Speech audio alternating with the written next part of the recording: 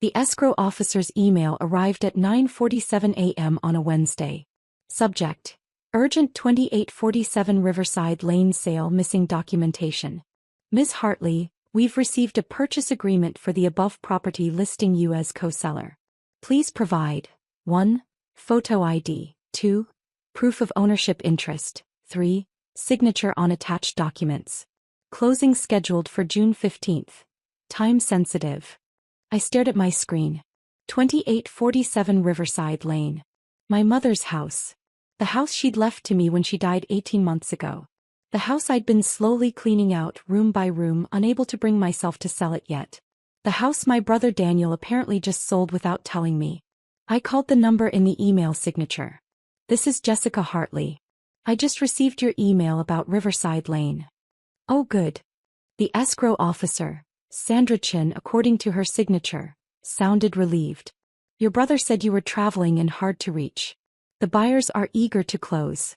It's a development company, they're paying cash $1.2 million. Can you come in today to sign? Sandra, I need you to stop this transaction immediately. Pause. I'm sorry. My brother doesn't have authority to sell that property. I'm the sole heir. He has no ownership interest. The pause stretched longer. Ms. Hartley, your brother signed the purchase agreement as co-heir. He provided a copy of the will stating you and he inherited jointly. He's already received his half of the earnest money, $60,000. My office suddenly felt too small. What will? I'm looking at it now. Last will and testament of Margaret N. Hartley. Dated March 2022. States that all property is to be divided equally between children Daniel Hartley and Jessica Hartley. That's not my mother's will, I said quietly. I have her actual will. Notarized, filed with probate court. She left everything to me. Sandra's voice shifted into professional crisis mode. I need you to come in immediately. Bring your probate documents. All of them. The ghost ledger. I'd been the one who found Mom after her stroke. I'd been the one who made the hospital decisions, planned the funeral, paid for everything because Daniel was between jobs again. I'd been the one sorting through 50 years of accumulated life. Mom's recipes in her handwriting. Dad's old tools still hanging in the garage. Photo albums from before Daniel started stealing from her purse in high school. Daniel had visited once during Mom's final year. Once. 30 minutes on Christmas, late, already drunk, asking if she'd updated her will yet. She'd had the will revised in March 2022, 6 months before she died. She'd called me to her hospital bed, held my hand with her good hand, the left side still worked, and said, "Everything goes to you. Daniel made his choices." I'd cried. She'd squeezed my hand. "You were here," she said. "That's what matters." Daniel hadn't been at the will reading. He'd sent a text. "Whatever, let me know what I get." What he got was nothing. The will was clear. To my daughter Jessica Hartley, I leave my entire estate, including but not limited to the property located at 2847 Riverside Lane. He'd stopped returning my calls after that. I'd thought he was just bitter. I didn't realize he was planning. Sandra's office smelled like new carpet and anxiety. She'd laid out the documents on her conference table like evidence at a crime scene. On the left, Daniel's purchase agreement. His signature bold and confident on the line marked seller/co-heir.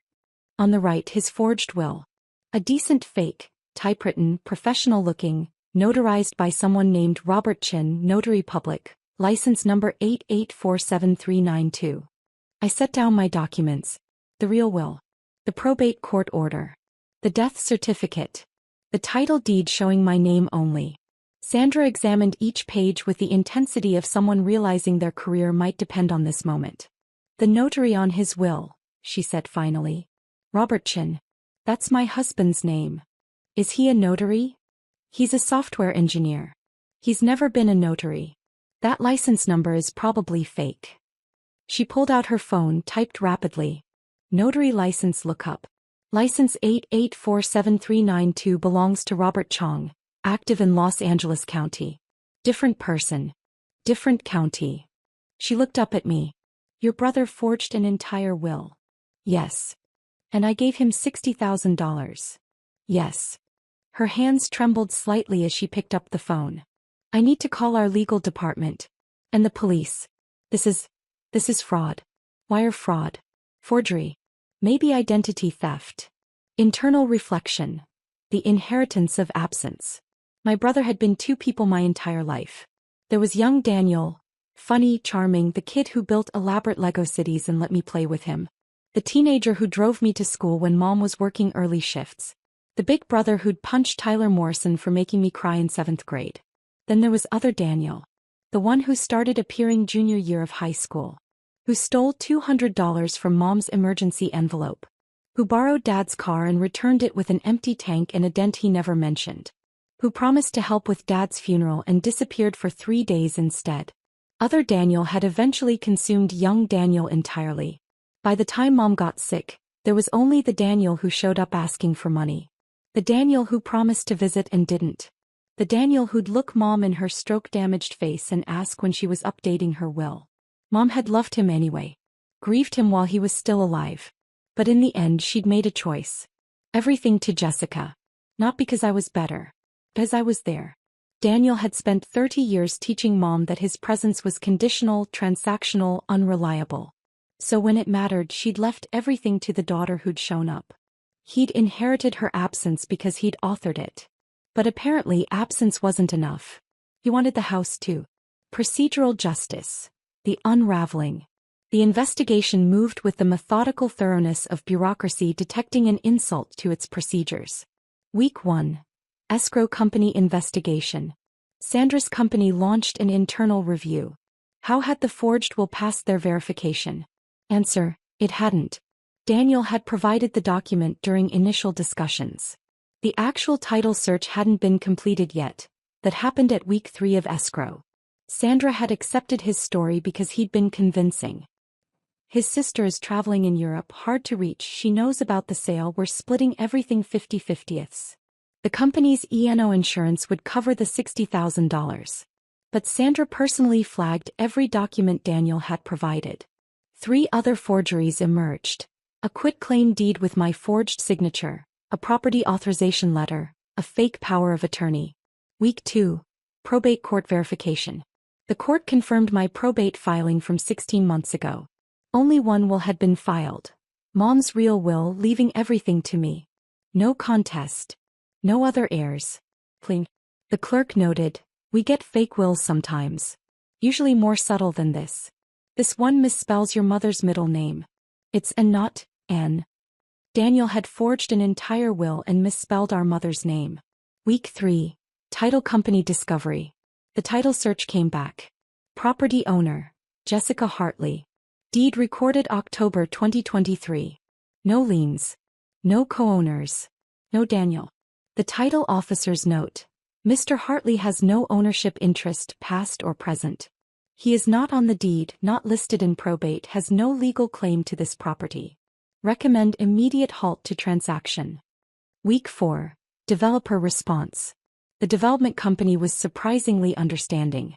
Their lawyer. We see fraud attempts regularly. This one was more elaborate than most. We appreciate the escrow company catching it. We'd like to restart discussions with the actual owner, if she's interested in selling. They'd already done environmental surveys, architectural plans, zoning research. They really wanted the property. Maybe, I told their representative. But not at $1.2 million. You've already proven you'll pay that. Let's start at $1.4 million. We settled at $1.35 million. Week 5. Criminal referral. Sandra's company reported to the district attorney. Wire fraud, the $60,000, forgery, the will, attempted grand theft, the property, identity theft using my name, and notary fraud, the fake notary seal. The DA's investigator called me. Your brother deposited the $60,000 into his checking account. Then immediately transferred it out. Can you guess where? Gambling. Cryptocurrency. Something called Moon Rocket Token. It's now worth approximately $340. He turned $60,000 into $340 in 3 weeks. Even his theft was incompetent. Daniel's arrest happened at his apartment. The police report noted, subject appeared confused, stated he didn't think it was a big deal, and families work this stuff out. He called me from jail. I let it go to voicemail. The message, Jess, come on. I'm your brother. Mom would have wanted us to share. You know she would have. This is just a misunderstanding. Tell them to drop it. Please. I can't afford bail. Jess, please. I saved the voicemail. Played it for my lawyer. She smiled grimly. That's consciousness of guilt. He knows exactly what he did. The DA offered a plea. 3 years in prison, $60,000 restitution which he'd never be able to pay, 5 years probation after release. Plus, he'd have to sign a permanent quitclaim on any future inheritance claims. Daniel took it. The alternative was trial with a potential 7-year sentence. Consequences: the permanent record. 3 years. Daniel would spend 3 years in prison for trying to steal from me. For forging Mom's will. For turning her final wishes into a real estate scam. But the consequences radiated outward. His girlfriend left him. Apparently she'd thought the $60,000 was from a consulting job. When she learned the truth, she moved out of his apartment and took the dog. His few remaining friends distanced themselves. One mutual acquaintance told me, I always knew Daniel was sketchy, but forging your dead mom's will? That's a different level. The criminal record would follow him forever. Felony fraud. Even after prison, even after probation, every job application, every apartment rental, every background check would show. Convicted of wire fraud and forgery involving inheritance theft. Mom's house sold to the developers. $1.35 million. After capital gains and legal fees, I netted $1.18 million. I used $200,000 to establish the Margaret Hartley Memorial Scholarship at Mom's alma mater. For nursing students. Mom had been a nurse for 38 years. The scholarship plaque includes her full name, Margaret Ann Hartley. Not Anne. Closing. The property developer sent me photos of the groundbreaking. 12 townhomes. Modern, sustainable, designed for young families. They'd kept Mom's old oak tree, 180 years old, right in the center of the property. The landscape architect built the development around it. Community focal point, the project manager said. Great trees tell stories. I visited once during construction. Stood under that oak tree where Mom used to read to me. Where Daniel and I had built a treehouse in 1994. Where Dad had proposed to Mom in 1982, according to family legend. The tree remained. Everything else was changing. Daniel had wanted to sell this property for $600,000. His half of $1.2 million. He'd forged documents, committed multiple felonies, risked prison time, all for money he'd immediately lost to a cryptocurrency called Moon Rocket. I sold it for $1.35 million. Used it to honor Mom's memory. Invested the rest carefully, properly, legally. He'd tried to steal our inheritance. Instead, he'd stolen 3 years of his own freedom. The probate records revealed the truth. Mom had left everything to me. Not as punishment. As recognition. I'd been there. I'd shown up. I'd earned it by being present. Daniel had earned exactly what he'd gotten. Nothing plus consequences. The escrow company's title search didn't just stop a fraud. It documented a final truth. Mom had made her choice. The law had confirmed it. The probate records were clear. One heir. One owner. One daughter who'd stayed. And one brother who'd gambled everything on a lie and lost it all on Moonrocket tokens. The oak tree still stands. The townhomes are filling with families. Mom's scholarship helps nurses afford their education. And Daniel serves his sentence, learning what Mom tried to teach him 30 years ago. Presence matters. Character matters. Showing up matters. But he'd learned it too late. The inheritance was never really about the house. It was about being there when it mattered. And I was there.